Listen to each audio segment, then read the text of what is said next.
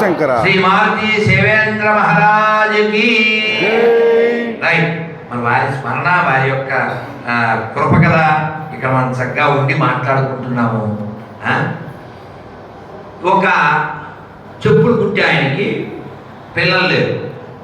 ఆయన ఒక వేశ్య పరిచయం ఆయనకి. ఆవిడ దగ్గరికి అతను వెళ్ళకపోయినా ఆవిడకి జ్ఞానం ఉంది, ఇతనికి తెలుసు. ఆవిడతో మాట్లాడుతూ నాకు పిల్లలు లేరు అని చెప్పాడు. ఆవిడంది, నేను చెప్పినట్టు చేయడానికి పిల్లలు వస్తారు, ఏం చేయాలి?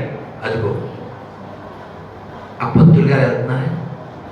ఆయనకి మా వాడు చూడాడు, చూస్తున్నాడు, అడుగు తిరిగాడు. అట్టు మనతో టిల్లు అంటే టిల్లు. సరే, మొత్తానికి అలాగే ఉంటారు పాపం. నాకు ఇంకో కథ గుర్తొచ్చింది, మీకు టైం అయిపోతుంది. మాకు ట్రైన్ వచ్చాను, వద్దు ఆ కథ చెప్పని ఇది ఒకటి చెప్తాను. నాకు అలా ఎన్ని గుర్తొచ్చేస్తాయో. మా గురువుగారు చెప్పినవి అంటే, మా గురువుగారు ఇంగ్లీష్లో చెప్తే నేను తెలుగులో ట్రాన్స్లేట్ చేసేవాడిని. ఆయన ఇంగ్లీష్ చాలా బాగుంటుంది ఇప్పుడు కూడా. ఆరిపిడుగా అన్నట్టు చూసేవారు. అంటే మన ట్రాన్స్లేషన్ అలా ఉండేది. ఈ కవిత్వం ఒకటి ఉంది కదా, ఆయన ఒకసారి ఏం చెప్పారంటే, okay tomorrow our schedule will be like this. Tomorrow morning after Mangalarati, we'll start from here and we'll walk and we'll stay night at Ramnathapuram. The very next day we start and we reach Nagalapuram. ఎంత చెప్పారా? నేనేం చెప్పాను తెలుసా? రేపు మన కార్యక్రమం ఎలా ఉంటుంది? పొద్దున్న మంగళారతి అయ్యాక నడుస్తాం, రాత్రికి రఘునాథపురంలో పడక, పొద్దున్నే లేచి నాగలాపురం నడకాను. వాళ్ళు అలాగే నవ్వి నేను ఎలా చూశాను, ఏం చెప్పారా అన్నట్టు నవ్వేశారు అనుకోండి. సో కాబట్టి మనం బాగా వింటూ ఉండాలి, అప్పుడు మనకు ఆ రసోత్పత్తి అవుతుంది, లోపల బాగుంటాం. సరే, మొత్తానికి ఆవిడకి ఆ జ్ఞానం ఉందని అతను తెలుసు. ఇగో ఆ పంతులు గారు వెళ్తున్నారా, ఆయనకి కనబడేలా కొత్త చెప్పులు పెట్టారు. చెప్పులకి పిల్లలకి ఏమైనా సంబంధం ఉంది? వినాలి, నీకు అది బాగా వినాలి, బోల్డంత తత్వం ఉంది.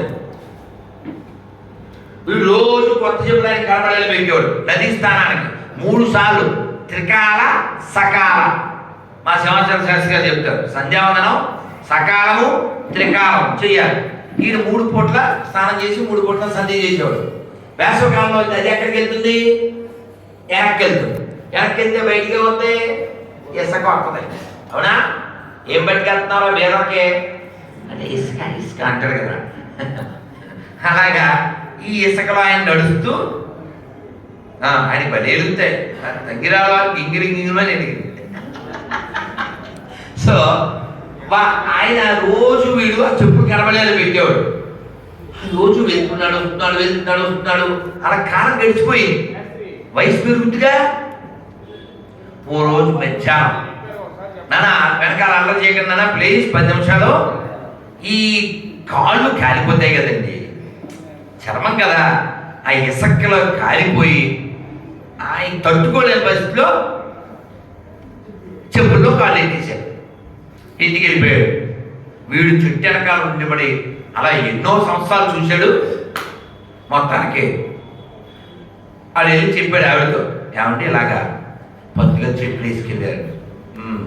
ఓకేరా, నువ్వు ప్రశాంతంగా ఉండు, నేను తరగతి వేసి పడుకు, నీకేం ప్రశాంతం. అసలు వాడికేం అర్థం కాదు, మనకు కూడా అర్థం కాదు. ఇప్పుడు కథలోకి వెళ్ళాక అర్థం అవుతుంది. రోజు గడిచిపోయింది. ఈయనకో పిల్లోడు పుట్టాడు. ఎవరికి? ఈ చెప్పులు కుట్టుకున్నాడు. పూర్వం జాము అనేవారు, తెలుసా? మనకి జాము తెలుసు, గులగుల జాము, గులాబీ, అది కాదు జాము. 4 జాములు ఉండేవి రాత్రి నుంచి తెల్లారే వరకు. ఈ జాముల్లో మొదటి జాము గడిచిందహో అని టౌన్ కేసి చెప్పేవారు డబ్బు కొట్టి.